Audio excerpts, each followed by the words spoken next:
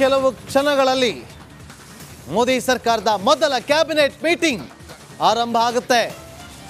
ನಿನ್ನೆ ಪ್ರಮಾಣ ವಚನ ಸ್ವೀಕಾರ ಮಾಡಿದಂಥ ನೂತನ ಸಚಿವರೆಲ್ಲರೂ ಕೂಡ ಒಬ್ಬೊಬ್ಬರಾಗಿ ಈಗ ಕ್ಯಾಬಿನೆಟ್ ಮೀಟಿಂಗಿಗೆ ಆಗಮಿಸ್ತಾ ಇದ್ದಾರೆ.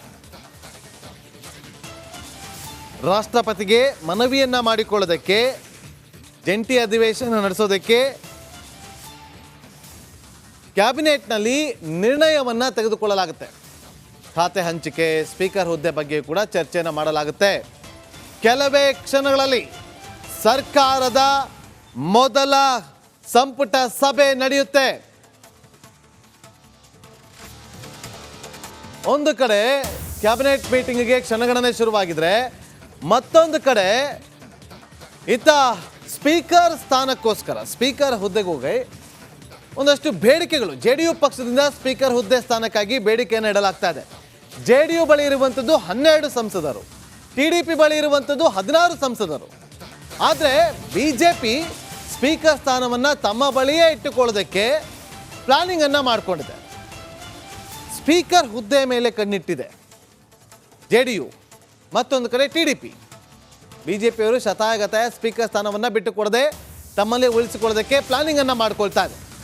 ಯಾವ ಕಾರಣಕ್ಕೋಸ್ಕರ ಸ್ಪೀಕರ್ ಹುದ್ದೆ ಮೇಲೆ ಕಣ್ಣನ್ನು ಇಟ್ಟಿದೆ, ಸ್ಪೀಕರ್ ಹುದ್ದೆಗಾಗಿ ಬೇಡಿಕೆಯನ್ನು ಇಡ್ತಿದ್ದಾರೆ ಅಂತೇಳಿ ಗಮನಿಸ್ತಾ ಹೋದಾಗ, ಸ್ಪೀಕರ್ ಒಂದು ರೀತಿಯಲ್ಲಿ ಸುಪ್ರೀಂ ಇದ್ದ ಹಾಗೆ ಎಲ್ಲವನ್ನ ಕೂಡ ಅವರೇ ನಿರ್ಣಯವನ್ನು ತೆಗೆದುಕೊಳ್ತಾರೆ. ಮುಂಬರುವಂಥ ದಿನಗಳಲ್ಲಿ ರಾಷ್ಟ್ರ ರಾಜಕಾರಣದಲ್ಲಿ ಆಗು ಹೋಗುಗಳ ಬೆಳವಣಿಗೆಗಳು, ಇವತ್ತು ಮೈತ್ರಿ ಆಗಿದೆ, ನಾಳೆ ಅದು ಮೈತ್ರಿ ಇರುತ್ತೋ ಇರಲ್ವೋ ಗೊತ್ತಿರೋದಿಲ್ಲ. ಹಾಗಾಗಿ ಸ್ಪೀಕರ್ ಇಂತಹ ಒಂದು ವಿಚಾರ ನಡಿ ಈಗ ಶುರು ಮಾಡೋಣ. ಕೇಸರಿಯಿಂದ ಮನೋಲ್ಲಾಸ ಮನಸ್ಸು ಮತ್ತೇರಿ ಕುಣಿದಾಡಿದೆ ನೋಡು, ಮನಸ್ಸು ಮತ್ತೇರಿ ಕುಣಿದಾಡಿದೆ ನೋಡು. ಕ್ಷಣ ಕ್ಷಣವೂ ಆಚರಿಸಿ ಕೇಸರಿ ಹಬ್ಬ. ವಿಮಲ್ ಬಾಯಲ್ಲಿ ಹೇಳಿ ಕೇಸರಿ ವಿಚಾರದಲ್ಲಿ ನಿರ್ಣಯಗಳನ್ನು ತೆಗೆದುಕೊಳ್ಳೋದ್ರಲ್ಲಿ ಬಹಳ ಪ್ರಮುಖ ಪಾತ್ರವನ್ನು ವಹಿಸ್ತಾರೆ. ಹಾಗಾಗಿ ತಮ್ಮದೇ ಪಕ್ಷದವರು ಅಲ್ಲಿ ಆ ಸ್ಥಾನದಲ್ಲಿದ್ದರೆ ತಮ್ಮ ಪಕ್ಷಕ್ಕೆ ಅನುಕೂಲ ಅನ್ನೋದು ಆಲೋಚನೆ ಅಂದ್ರೂ ಕೂಡ ತಪ್ಪಾಗೋದಿಲ್ಲ.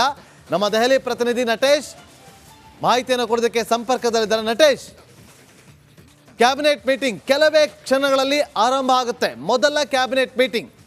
ಈ ಮೀಟಿಂಗ್ನಲ್ಲಿ ಏನೆಲ್ಲ ಚರ್ಚೆ ಆಗುತ್ತೆ, ಒಂದು, ಮತ್ತೊಂದು ಕಡೆ ಸ್ಪೀಕರ್ ಯಾವ ಪಕ್ಷದವರು ಆಗ್ಬೋದು ಅಂತೇಳಿ ಕುತೂಹಲ ಇದೆ. ಏನು ಚರ್ಚೆ ಆಗ್ತಾ ಇದೆ ದೆಹಲಿ ಅಂಗಳದಲ್ಲಿ ನಟೇಶ್?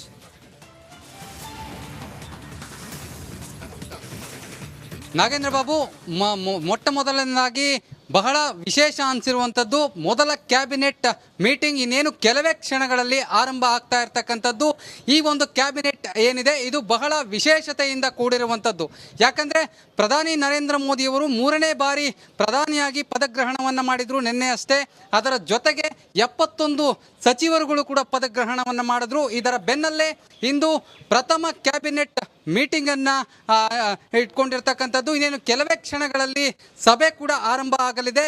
ಈಗಾಗಲೇ ಸಚಿವರುಗಳು ಕೂಡ ಈಗಾಗಲೇ ನಿನ್ನೆ ಏನು ಪ್ರಮಾಣ ವಚನವನ್ನು ಸ್ವೀಕರಿಸಿದ್ರು, ಆ ಸಚಿವರುಗಳು ಕೂಡ ಪ್ರಧಾನಿಯವರ ನಿವಾಸಕ್ಕೆ ಆಗಮಿಸ್ತಾ ಇರ್ತಕ್ಕಂಥದ್ದು. ಇನ್ನೇನು ಕೆಲವೇ ಕ್ಷಣಗಳಲ್ಲಿ ಸಭೆ ಕೂಡ ಆರಂಭ ಆಗುತ್ತೆ. ಸಭೆಯಲ್ಲಿ ಸಾಕಷ್ಟು ವಿಚಾರಗಳು ಕೂಡ ಚರ್ಚೆ ಆಗಲಿರುವಂಥದ್ದು.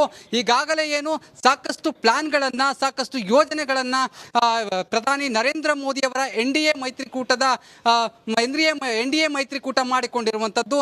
ಯಾವ ಎಲ್ಲ ಯೋಜನೆಗಳನ್ನು ಮುಂದಿನ ದಿನಗಳಲ್ಲಿ ಅನುಷ್ಠಾನಕ್ಕೆ ತರಬೇಕು, ದೇಶದ ಜನತೆಗೆ ಕೊಟ್ಟಂತಹ ಭರವಸೆಗಳನ್ನು ಈಡೇರಿಸುವ ನಿಟ್ಟಿನಲ್ಲಿ ಯಾವ ನಿರ್ಧಾರಗಳನ್ನು ಕೈಗೊಳ್ಳಬೇಕು, ಅದಕ್ಕೆ ಸಂಬಂಧಪಟ್ಟಂತೆ ಯಾವ ಯೋಜನೆಗಳನ್ನು ರೂಪಿಸಬೇಕು ಎನ್ನುವಂತಹ ಸಂಪೂರ್ಣ ರೂಪುರೇಷೆಗಳ ವಿಚಾರಗಳನ್ನು ಇಂದು ಏನು ಪ್ರಸ್ತಾಪ ಮಾಡಲಿರುವಂಥ ಚರ್ಚೆಯು ಕೂಡ ಆಗಲಿರುವಂಥದ್ದು.